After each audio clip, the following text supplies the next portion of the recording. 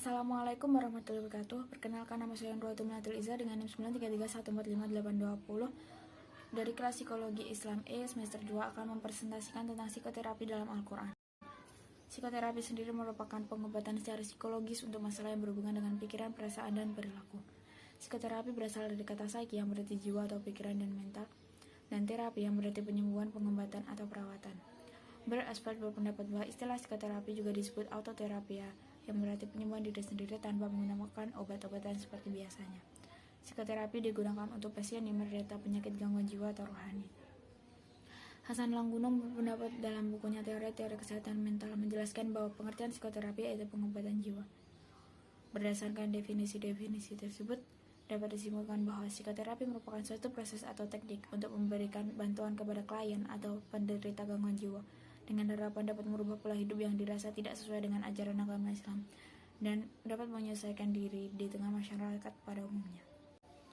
Objek-objek dalam psikoterapi sendiri menurut Amin adalah mental, spiritual, akhlak, dan fisik.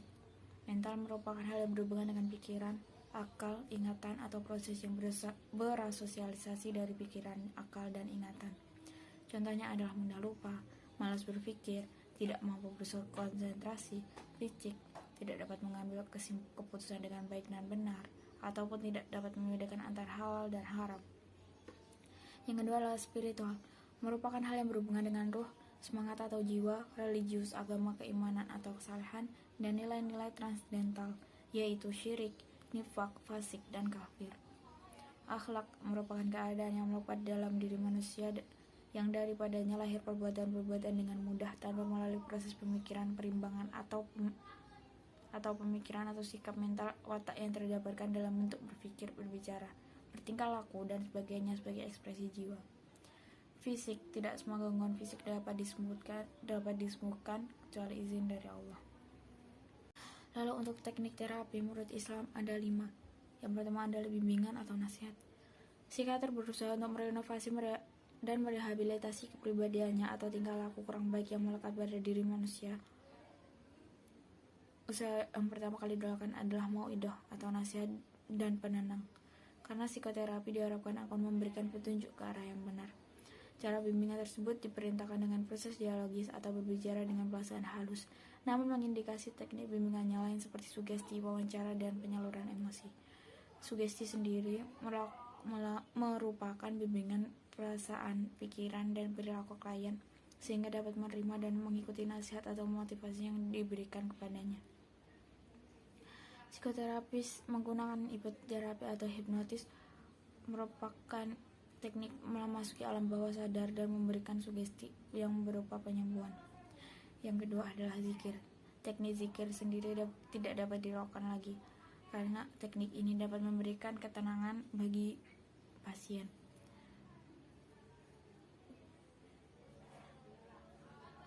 Teknik ini merupakan teknik yang dilakukan saat merasa kegelisahan, kecemasan, saat merasa lemah, dan membutuhkan sandaran atau penolong. Melakukan zikir dianjurkan dengan sikap yang rendah hati, menyandarkan sepenuhnya kepada Allah dan pasrah akan kehendaknya. Menggunakan suara yang halus akan dapat memberikan ketenangan bagi mereka yang melakukannya. Salat merupakan kewajiban bagi setiap umat muslim. Salat fardu maupun salat sunnah dapat dianjurkan agar jiwa merasa tentram dan tenang dan menyerahkan diri seutuhnya kepada Allah, dan hal tersebut dapat melepaskan diri dari problematika kehidupan. Puasa ditinjau dari segi psikologis merupakan sikap qanaah yang terdapat pada seseorang, yaitu meskipun dalam keadaan lapar, haus, dan hawa nafsu yang terkekang, seseorang merasa cukup dan menerima apa adanya. Yang terakhir adalah zakat dan haji. Teknik ini merupakan rukun Islam, meskipun tujuan operasinya berbeda, akan tetapi mempunyai indikasi eksis yang sama, yaitu kuatnya perasaan afiliasi sosial. Saya akan menambahi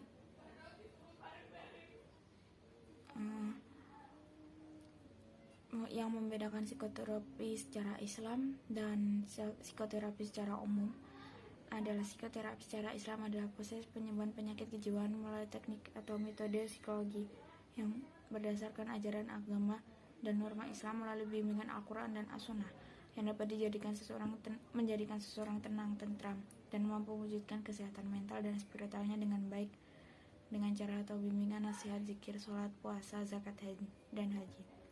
Sedangkan psikoterapi secara umum merupakan metode umum yang digunakan untuk menangani berbagai gangguan mental, masalah emosional.